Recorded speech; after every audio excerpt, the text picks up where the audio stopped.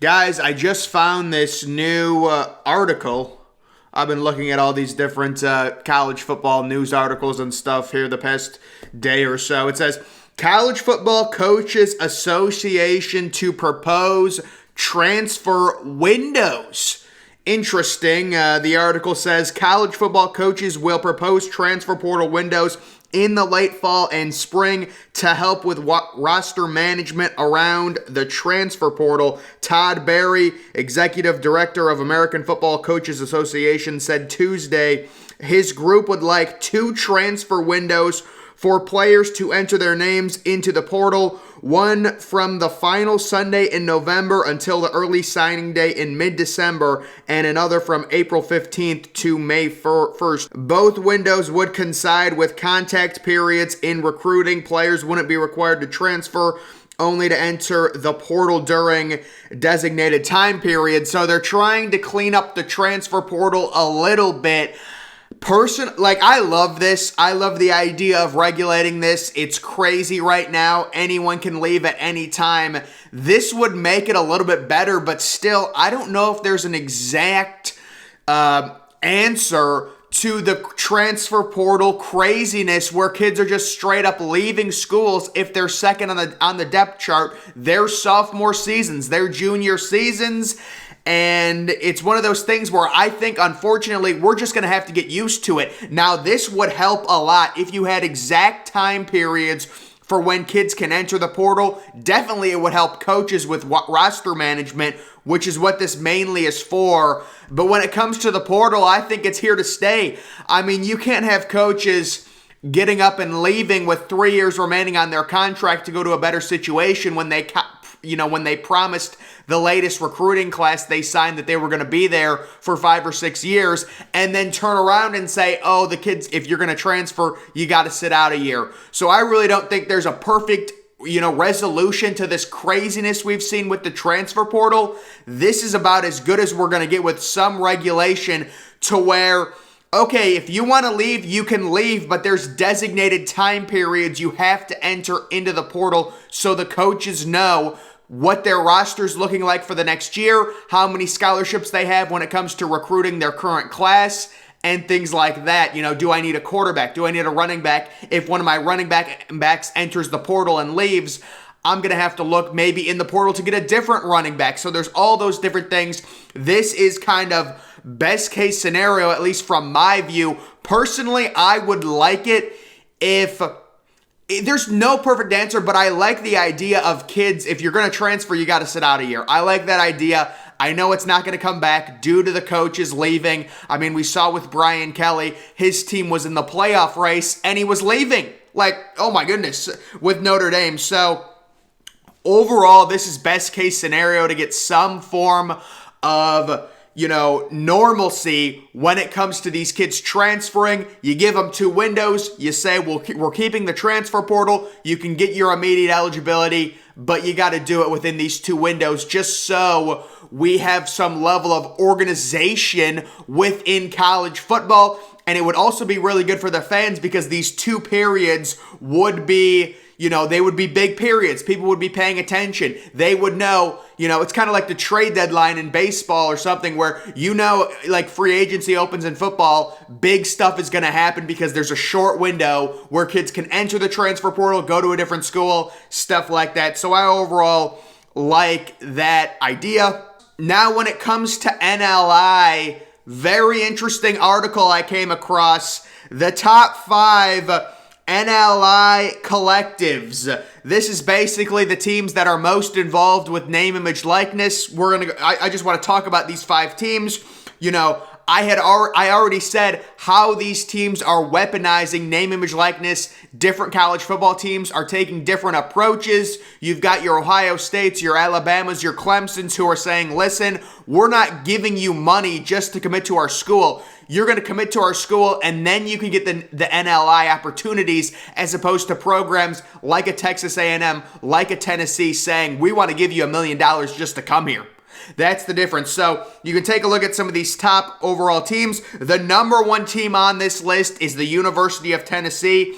And I've already referenced it. I've already talked about the 5-star quarterback that they rumored to sign to a multi 3 or 4 year contract worth right around $8 million total. Now they structure these contracts so you get a little bit in your freshman year, a little bit in your sophomore, a little bit in your junior year, and that is a 2023 5-star quarterback. Also, Tennessee is looking at possibly stealing another top-rated receiver, Carnell Tate, I believe, who was rumored to be going to Ohio State. Brian Hartline, one of the best recruiters in college football, the Buckeyes wide receiver coach. He was leaning to the Buckeyes. He visits Tennessee. They offer him a bunch of money, rumored 7 figures around there for this 5-star receiver for 2023. He hasn't decided yet. I think he's still going to go to Ohio State, but that's another player with Tennessee where we've heard the name, image, likeness. I think they also got a transfer former top recruit from the portal recently as well, if I remember that correctly. So Tennessee, definitely they're a team. I am not blaming Tennessee. They're playing the game. They are desperate. They have nothing to sell. It's not like Tennessee can sell, we've had multiple first-round draft picks like Ohio State just did with Garrett Wilson and Chris Olave. Tennessee has nothing to sell. So you say, listen, we will pay you to come here and change the culture and put us back on top. These programs that are kind of down in the dumps, that haven't done much, that don't have much to sell, like a Texas A&M, like a Tennessee, like a Florida recently, where you haven't had a lot of recent success, your best recruiting pitch is saying, listen, all these other schools like a Clemson, like an Alabama, like an Ohio State, they're not paying you anything to go to the school. Once you get there, you get your NLI deal. With us, we will give you an $8 million deal just to come here. We will give you financial stability as well as being an SEC program to where you can compete against the best players. We still have great, facilities. Tennessee has a great campus. Florida has a great campus. It's not like they don't, Texas A&M has an unbelievable campus in College Station, but it's like that added oomph to where they're trying to get on the level, as opposed to if NLI wasn't a thing, Tennessee versus Ohio State for a 5-star receiver, it's not even close. I mean, my goodness, especially for a kid like Tate, who was originally from, I believe, Illinois, transferred to IMG Academy. It's not like, he's from Tennessee to where he might want to stay home. The kid is from Illinois. He's from the Midwest. And you're talking about Ohio State versus Tennessee for a 5-star receiver. If NLI wasn't a thing, this wouldn't even be a recruitment. He'd already be committed to Ohio State. So that just goes to show you the level of influence NLI can have on these kids and why NLI can actually hamper these kids' development, because the kids are 16, 17 years old. They're not going to be thinking about their development. They're thinking about the $1 million that Tennessee's offering them and Ohio State's not. That's what they're thinking about, and it could hurt the kids down the line when you make decisions based off of current monetary as opposed to future monetary earnings, right? That goes to the whole development thing. Ohio State versus Tennessee for a 5-star receiver, or like Tennessee versus Alabama.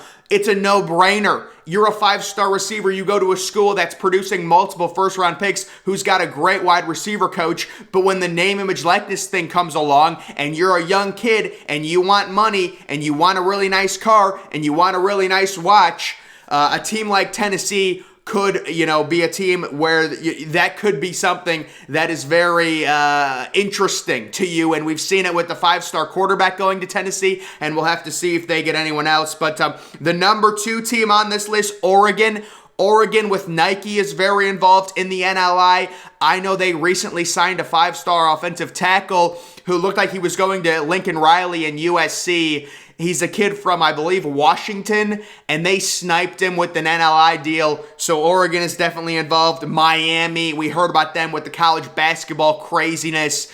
They were in a face-off against Ohio State for the number 1 transfer portal recruit in the nation for college basketball, and they ended up beating Ohio State for him. They ended up offering $400K per year over the course of 2 years, I think, and a new car. So they landed the number 1 college basketball transfer Miami did. Of course, that's a completely different situation than a recruit, paying a recruit. There's 2 different sides to it. It's just like the Jordan Addison thing. It's different. To where like a team like Alabama is willing to pay for a recruit. They paid for Eli Ricks, but they're not as willing to pay for a high school recruit. Those are the two different things when it comes to transfer portal. And we'll see what Miami does when it comes to the NLI in terms of football. For the 2023 class, I would expect them to land some big fish due to their impressive NLI thing they have going on there. Number 4 is Florida. The one guy I would reference here would be A.J. Harris, who's a 5-star cornerback from the state of Alabama. And this is a kid who looked like it was either Clemson or Ohio State, but Florida's been very vocal in the NLI range, and it looks like this kid wants NLI money, so that would take Ohio State off the board, that would take Clemson off the board, and Florida really might be able to land that 5-star cornerback for 2023.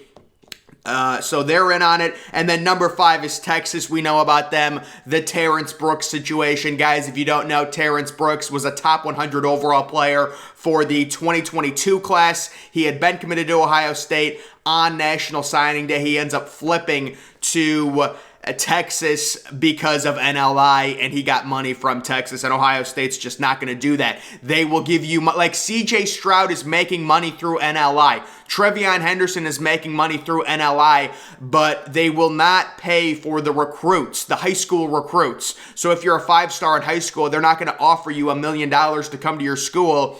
Other schools like a Tennessee, like a Miami, they will. And this whole NLI thing, I was thinking about it. I really do think that college football as a whole needs a completely new governance system. Because right now, the NCAA, nobody cares about the NCAA. And it's so sad. It really is. But the NCAA is so weak and so pathetic. Anytime they investigate anything, we just assume they're not going to find anything because they're so inept. If we developed a legitimate authority that enforced NLI laws, and I talked about this yesterday, to where they were trying to make it to where you could, the boosters couldn't offer the kids funds to come to your school. And what I would say, if we can develop some sort of board, and I would have it independent of conferences, some sort of board to enforce, run maybe through the NCAA, but not part of the NCAA.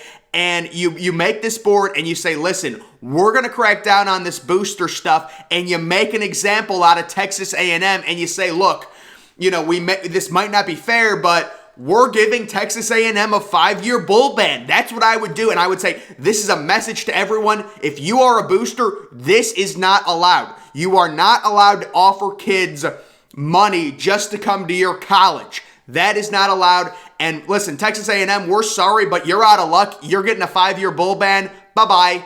Enjoy. You cheated. Go home. That's what I would do. Make an example out of Texas A&M. They blatantly used the NLI in 2022. And unfortunately, it looks like it's also going to be a big issue in 2023 because currently there are no rules. Well, technically there are rules, but the NCAA is so powerless, nobody believes they're going to enforce it and actually look into any of this stuff. There are currently rules against the boosters paying kids, but again, they're so powerless. We need to create a separate board, and the first action I would do if I was the leader of this board is I would just bull ban Texas A&M, and I would say, listen, we have to have a no tolerance policy, and we have to make boosters scared of us. And to do that, if we bull ban a team that we know paid for their entire defensive line, we know their fan base was bragging about paying $25 million for the 2022 class. That's a team I go after because everyone's in agreement. They blatantly abused the NLI situation in 2022 to sign the recruiting class that they did. It was labeled the best class in the history of recruiting due to their, 4 or 5 stars along the defensive line. They signed 2 5-star receivers, 1 5-star quarterback, things like that. So that's what I would do. And I think there is kind of a, we all want the kids to get paid. We all love a capitalist system where if you're worth something, you should be paid something. What we don't want to see happen is kids making their future decisions based off of money and strictly money only. And it's getting to the point where the decision may end up hurting their overall value because you could go to a place like Tennessee if you are a receiver and not Ohio State and not get developed properly and end up being a 4th-round pick instead of a 1st-round pick just to get the extra 600 or 700K Tennessee is currently offering you. So it may actually end up hurting these kids and cause them to get less money because they're choosing who's going to pay them the most right now, not in 3 or 4 years. That's not to say you can't have success at Tennessee. These kids could have 100%. You can be a 1st-round pick if you go to Tennessee. You can be a 1st-round pick if you go to Texas A&M. But if you're talking the smartest football decision for a young kid, you're a receiver, you're going to want to go to Alabama. You're going to want to go to Ohio State. It's not to say never go to those schools, but I'm just saying in general, this could be a situation where, these are 16-year-old kids and it's like, let them do whatever they want. Well, yeah, 16-year-old kids, they're not going to make the best decisions. They're going to go, to whoever is offering me the nicest car, whoever is offering me the most amount of money. So the NLI situation can get to a point where we create a governance board and day one you say, listen, this stuff is not going to fly. This is not how college football recruiting should be. It's bad for the kids. It's bad for the sport overall, the health of the sport. And we're hitting Texas A&M with a 5-year bowl ban just because they blatantly cheated. And Jimbo Fisher, I would ban that dude from coaching college football. I hate Jimbo Fisher. That's a whole nother thing. But yeah, in terms of this, and then of course you have the Jordan Addison situation. And that's a situation where that's the transfer portal being real ugly. That's what that is. Because if you're Pittsburgh, you have to be completely demoralized. There was a report, if Jordan Addison somehow ends up at Alabama, oh my God. I hope it doesn't happen. I don't think it will. If the rumored offer of $3 million and a new house by USC is legitimate, I find it very hard to believe they're going to be outbid. Now, if you're Jordan Addison, you're going to look at all the offers before you accept one. You're going to want teams to bid against each other. We understand that. But I think Jordan Addison ends up at USC personally. I know Alabama's been rumored. Texas has been rumored to be in on him as well. But we expect him to end up at USC. And that's the transfer portal. That's the real ugly side of the transfer portal, where Jordan Addison is transferring because he can get paid more money. And a small school is getting screwed, like Pittsburgh. And they're not like a completely small school, but obviously they're smaller than Alabama, than USC. They're in the ACC, things like that. So that is the ugly side. And I don't know how you change that and you eradicate a situation like the Jordan Addison situation, because that's a transfer. That is a transfer. And even if you have transfer portal windows, which I love this idea that they're doing, you could still have someone like Jordan Addison enter the transfer portal within one of those windows and just shop his overall worth. Like if you're at a small school and you're going into your junior or senior season and you're a superstar and you're being mocked in the 1st round of the new upcoming mock drafts for the NFL, why wouldn't you just go into the transfer portal to see what you could get at a bigger school? Wouldn't more of these young kids who are stars at smaller schools do that? And then that creates the unfortunate scenario where the smaller schools are feeder systems for the bigger schools, like Pittsburgh develops Jordan Addison, and now that he's in his prime, he's ready to go, he's going to have a massive junior season. Oh, he leaves Pittsburgh, the place that developed him, and he goes to USC as a finished product and a superstar receiver. That's the situation we need to try and work around. These transfer portal windows, I don't think they're going to alleviate. I think the kid will just enter his name during the window, but it will make it more structured. We're looking for more structure with the transfer portal and with the NLI. And the way with the NLI, you create an independent governance board. The NCAA is a joke at this point. You need some real authority to police this crap and hit these teams with, like, again, if you want to get their attention, Texas A&M, make an example out of them. Nail them with a 5-year bowl ban. It'll be unbelievable. It'll be great for college football. Even Texas A&M fans, you would have to sacrifice a little bit, but it'd be great for college football. And I think Texas A&M fans would understand when you blatantly cheat, there are consequences. And you can say, well, they're not cheating, it's illegal. Technically, no, it's illegal to do what they're doing. The NCAA just doesn't enforce it. Boosters are still, even with name, image, likeness, they're not allowed to just pay for players to come to their schools. That's not allowed.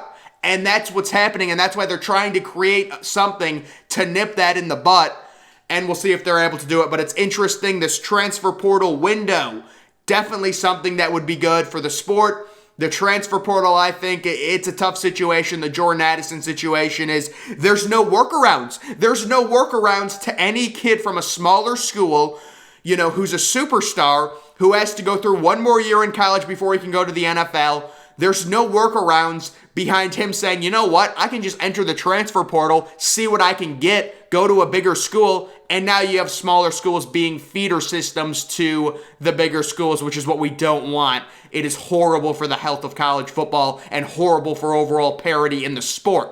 But guys, that is going to do it for this video. Make sure you follow me on Twitter. Link to that's always in the description. I'm, of course, the Depressed Ginger. Thank you for watching.